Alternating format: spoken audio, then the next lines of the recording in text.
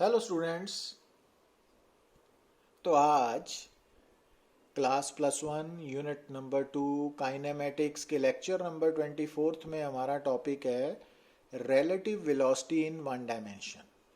क्योंकि हम one dimensional motion के बारे में बात कर रहे हैं, तो सबसे पहले तो हम कुछ प्रॉब्लम्स के बारे में डिस्कस करेंगे। जैसा कि आप देख रहे हो कि ये particle travels along a straight line, तो हमने वो स्ट्रेट लाइन क्या मान ली, ए बी, और डिस्टेंस क्या ले लिया, एक्स, और it covers half the distance with speed v. तो हमने सी मिड पॉइंट मान लिया ए बी का। तो ए से लेके सी तक पार्टिकल की जो स्पीड है वो कांस्टेंट है वी। तो इसका मतलब उसने पहला distance x by two constant speed v से कवर किया ना। तो अब ए से सी तक क्योंकि स्पीड कांस्टेंट है और डायरेक्शन भी सेम है, तो ये यूनिफॉर्म मोशन है। यूनिफॉर्म मोशन में आप स्पीड या एवरेज स्पीड को एक ही मान सकते हो ना, ये बोला हुआ है हमने करेक्टरिस्टिक्स में। तो टाइम टेकन क्या हो गया, डिस्टेंस कवर्ड ओवर स्पीड, है ना, क्योंकि स्पीड है डिस्टेंस ओवर टाइम।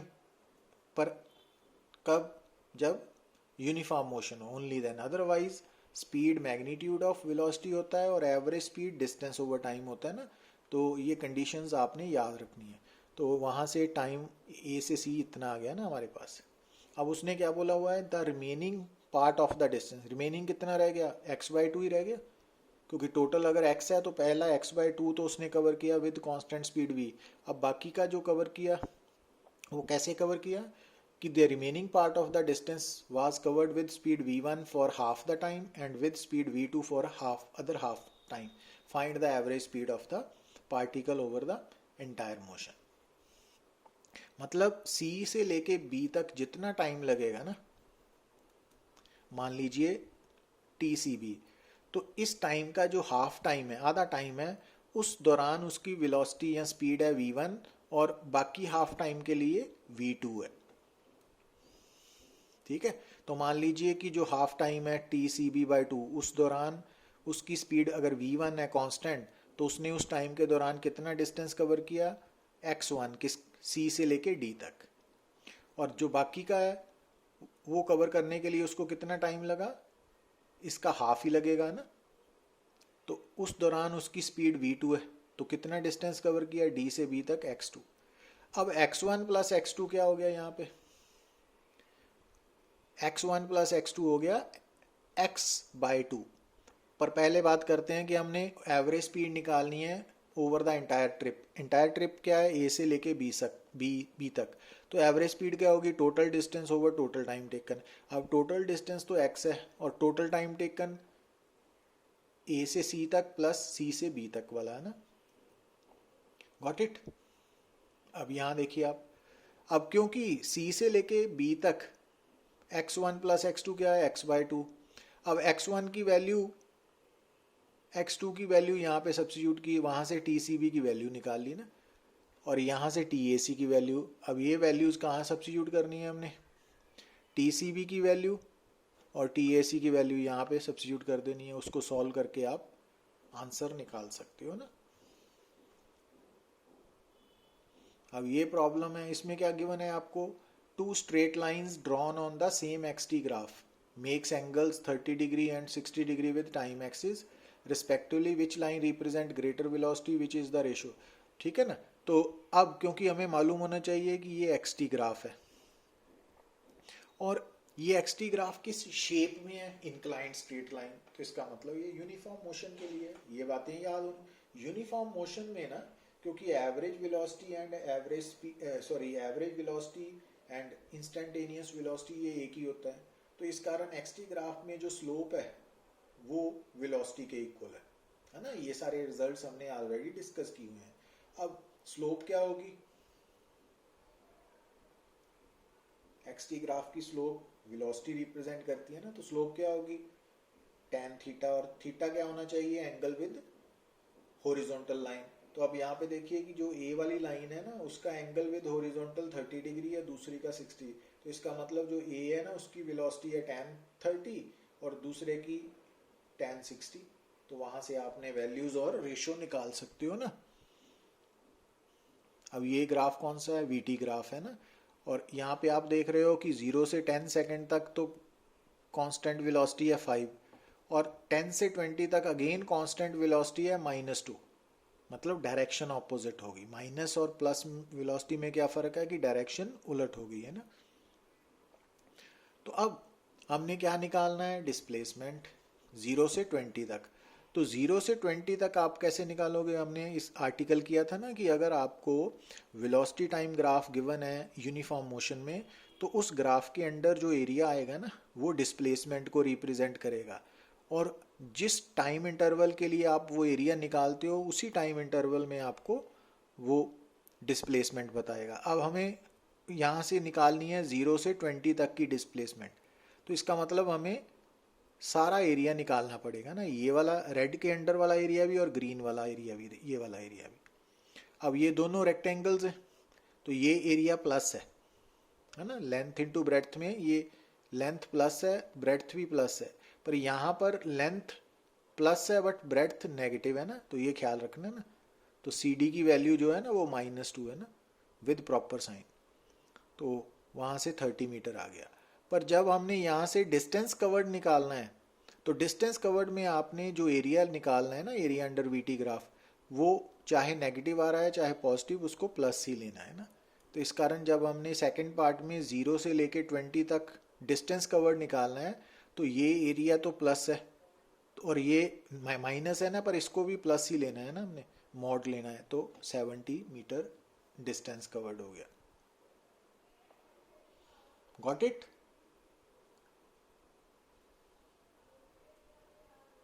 अच्छा, अब देखिए, क्योंकि जब हमने मोशन वाला टॉपिक शुरू किया था ना, तो आपको बताया था कि एक्चुअली किसी भी पार्टिकल की जो पोजीशन है ना, वो विदाउट रेफरेंस पार्टिकल मीनिंगलेस है। ठीक है, तो आप किसी भी पार्टिकल की पोजीशन को तब तक डिस्क्राइब नहीं कर सकते जब तक कि रेफरेंस पार्टिकल सिलेक्ट नहीं हो जाता ना। तो इट मीन्स हर प्रॉब्लम में, मोशन में, एक पार्टिकल होता है और दूसरा रेफरेंस पार्टिकल होता है ना। तो जो कई बार रेफरेंस पार्टिकल हमारी प्रॉब्लम में हिडन है, मीन्स उसको क्लियरली मेंशन नहीं किया गया, तो वो हम क्या मान के चलते हैं कि वो हमें ग्राउंड मान के चलना है, अर्थ। तो जैसे कई बार आप पढ़ते हो या मैक्सिमम टाइम आप स्टेटमेंट में पढ़ते हो कि velocity of car is 20 kilometre per hour along north. तो अब इस स्टेटमेंट में जो वेलोसिटी ऑफ कार है ना वो विद रिस्पेक्ट टू अर्थ है। ठीक है, तो अब इस डायग्राम में जो पॉइंट ऑब्जेक्ट P है, तो उसकी पोजीशन x है with respect to reference particle O, और O ओरिजिन भी है और साथ में O क्या है, reference particle attached with earth है ना। तो इसका मतलब ये x क्या है, पॉइंट ऑब्जेक्ट की, पॉइंट पार्टिकल की पोजीशन है विद रिस्पेक्ट टू अर्थ, ऐसे बोल सकते हैं। तो position of point object x है ना इस डायग्राम में। अब इसको आप position of point object x भी लिख सकते हो, इसको आप position of point object with respect to earth भी लिख सकते हो। Got it? और इसको आप relative position of point object with respect to earth भी लिख सकते हो, क्योंकि एक्चुअली जैसा कि हमने शुरू में बात किया है कि चाहे रेस्ट है चाहे मोशन है, all are relative, nothing is absolute. Absolute कुछ भी नहीं है ना। तो इस कारण आप पोजीशन रिलेटिव पोजीशन, आप वेलोसिटी रिलेटिव वेलोसिटी, आप एक्सेलरेशन रिलेटिव एक्सेलरेशन, ये लिख सकते हो। तो इसमें कोई फर्क नहीं है। बट होता बेसिकली ये है कि जब हमारी प्रॉब्लम में जो पार्टिकल है ना, अगर हमने उसकी पोजीशन को डिस्क्राइब करना है, उसकी वेलोसिटी को डिस्क्राइब करना है, उसकी एक्सेलरेशन को डिस्क्राइब करना है with respect to reference particle earth के अकॉर्डिंगली, तब हम रेफरेंस जो रिलेटिव वर्ड है ना उसको अवॉइड कर देते हैं। बट जब हमने किसी भी पॉइंट ऑब्जेक्ट की पोजीशन को या वेलोसिटी को या एक्सेलरेशन को डिस्क्राइब करना है with respect to reference particle other than earth के अलावा कोई और पार्टिकल, तब हम रिलेटिव वर्ड इंक्लूड कर लेते हैं ना। अदरवाइज रिलेटिव जो है ना वो सबके साथ ही इन्वॉल्व है। तो जैसा कि आप सामने देख रहे हो, तो आप इस डायग्राम में x को क्या लिखोगे, आप position of point object with respect to earth भी लिख सकते हो, relative position of point object with respect to earth भी लिख सकते हो, गलत नहीं होगा ना। पर जब रेफरेंस अर्थ है तब हम रिलेटिव वर्ड को यूज करना अवॉइड करते हैं ना, तो ये प्रॉब्लम है। अदरवाइज हर, चाहे वेलोसिटी अकेला बोलिए, चाहे आप पोजीशन बोलिए, चाहे एक्सेलरेशन बोलिए, सब रिलेटिव ही है ना। तो अब यहाँ पर स्पेशली मेंशन किया हुआ है रिलेटिव वेलोसिटी, तो इसका मतलब है कि यहाँ पर हम जो पार्टिकल है, पॉइंट ऑब्जेक्ट ए है ना, उसकी पोजीशन या उसकी वेलोसिटी या उसकी acceleration with respect to other reference particle B से लेंगे, अर्थ नहीं होगी ना। तो ये बात आपने माइंड में लेके चलनी है। अब यहाँ पे देखिए, अगर dx by d T velocity of point object है, तो इसको आप वेलोसिटी ऑफ पॉइंट ऑब्जेक्ट भी लिख सकते हो, या इसको आप विद रिस्पेक्ट टू अर्थ भी लिख सकते हो ना। और यहाँ relative velocity of point object with respect to earth भी लिख सकते हो। इसी तरह dv बाई डी टी जो एक्सेलरेशन है, इसको आप एक्सेलरेशन ऑफ पॉइंट ऑब्जेक्ट भी लिख सकते हो, विद रिस्पेक्ट टू अर्थ भी लिख सकते हो, या रिलेटिव एक्सेलरेशन ऑफ, मतलब जब रेफरेंस पार्टिकल अर्थ है ना, तब हम रेफरेंस पार्टिकल को मेंशन करें ना करें, रिलेटिव वर्ड यूज करें ना करें, तो चलता है। बट जब रेफरेंस पार्टिकल अदर देन अर्थ है, तब हम रिलेटिव वर्ड को इंक्लूड करके चलते हैं। Got it. अब वैसे वेलोसिटी क्या है, वेलोसिटी अपने आप में ही रिलेटिव है। तो वेलोसिटी क्या होती थी, it is defined as rate of change of position of point object with respect to time, या time rate of change of position of point object, ठीक है ना। पर अब यहाँ पर रिलेटिव वेलोसिटी आ गया, तो मान लीजिए कि हमने relative velocity of point object A with respect to point object B निकालनी है, तो वो कैसे निकालोगे, time rate of change of position of A with respect to B. तो उसको कैसे लिखोगे आप, मतलब x के साथ सबस्क्रिप्ट डाल दी ना, ए बी, मीन्स x क्या है, relative position of object A with respect to B, और वी ए बी क्या है, relative velocity of object A with respect to B.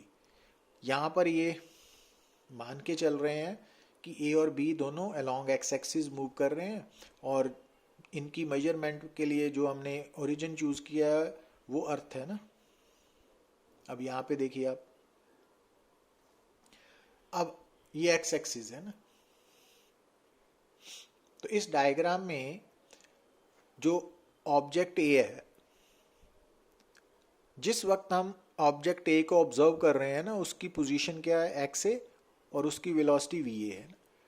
तो अब वी ए और एक्स ए में क्या रिलेशन होगा, अच्छा अब एक्स ए क्या है, पॉइंट ऑब्जेक्ट ए की position with respect to earth है या ग्राउंड है ना।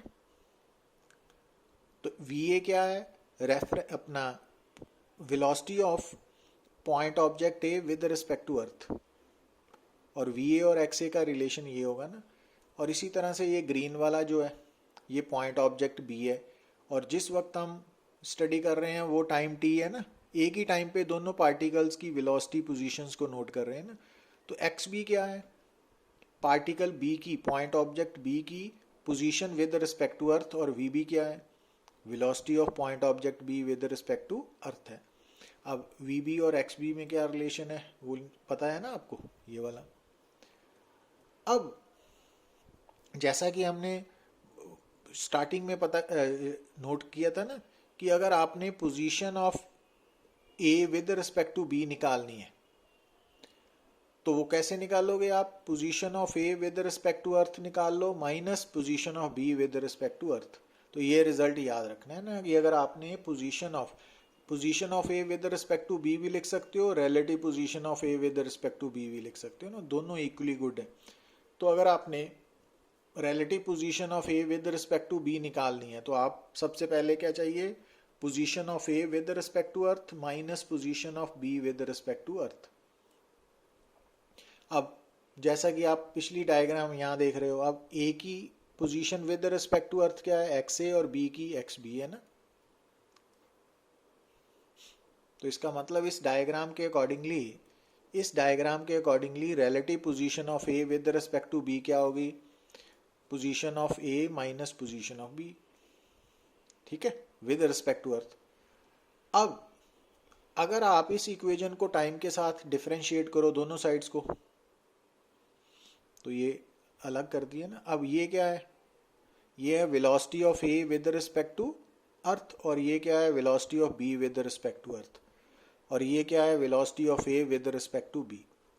तो इसका मतलब, अब ये फार्मूला बड़ा इंपॉर्टेंट है कि अगर आपने relative velocity of A with respect to B निकालनी है तो कैसे निकाल सकते हो, velocity of A with respect to earth minus velocity of B with respect to earth, क्योंकि एक्स ए क्या थी, position of A with respect to earth, तो वी ए क्या होगी, velocity of A with respect to earth, है ना।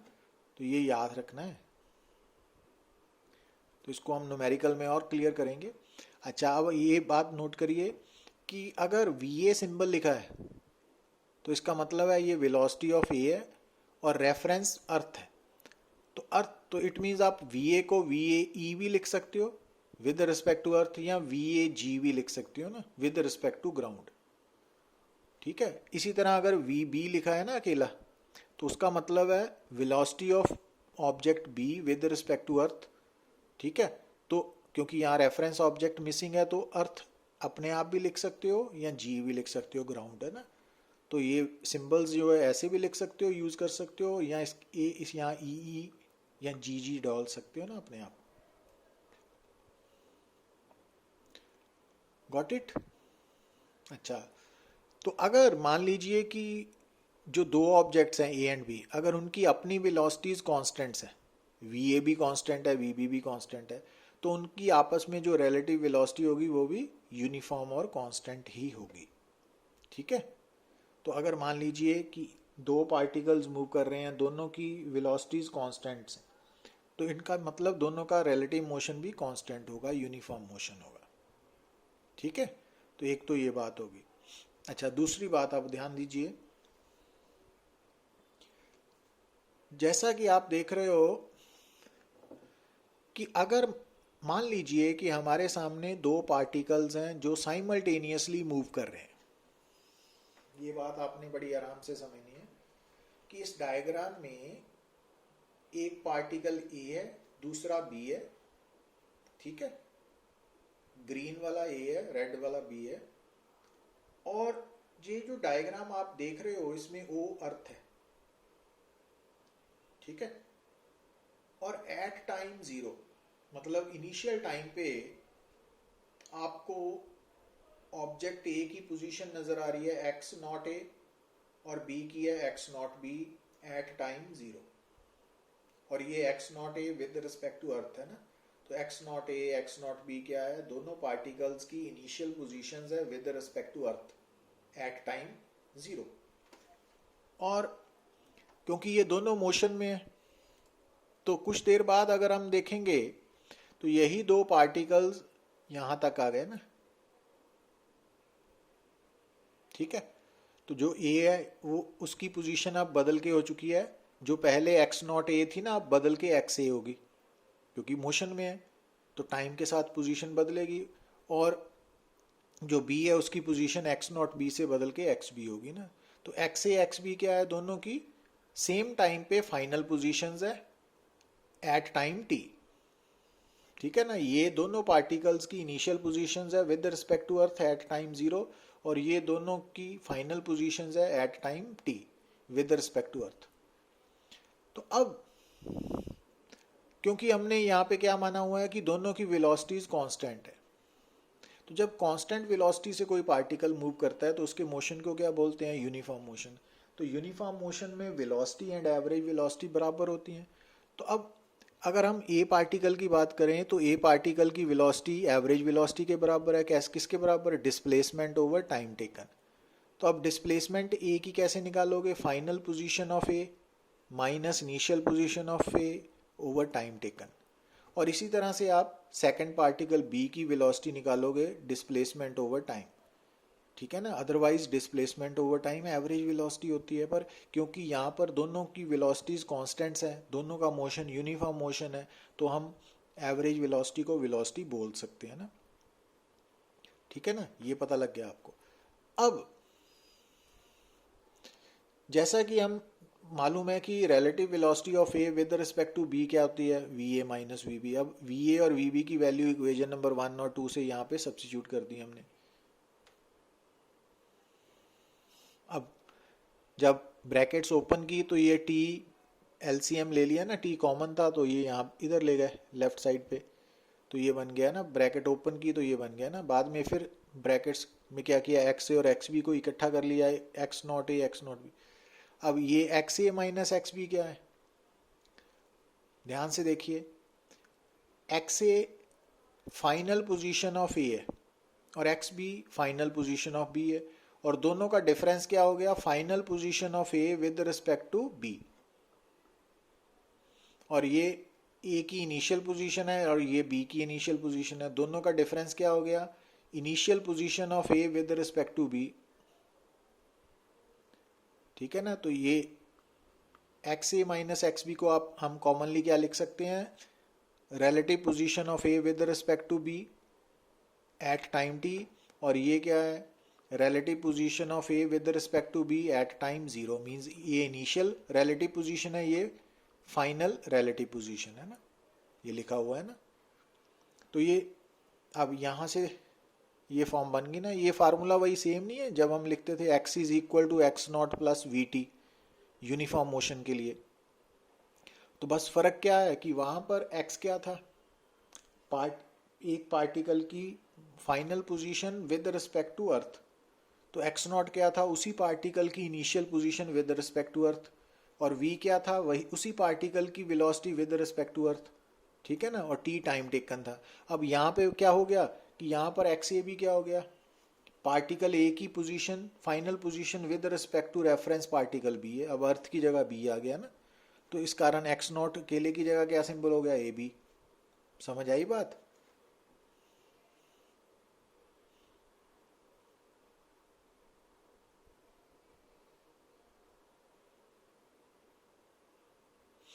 अब यहां देखिए, तो अगर हमने जैसे ये है, तो अगर आपने relative velocity of particle A with respect to B निकालनी है, तो उसका तरीका क्या है, आप वेलोसिटी ऑफ ए से वेलोसिटी ऑफ बी को माइनस करिए, है ना।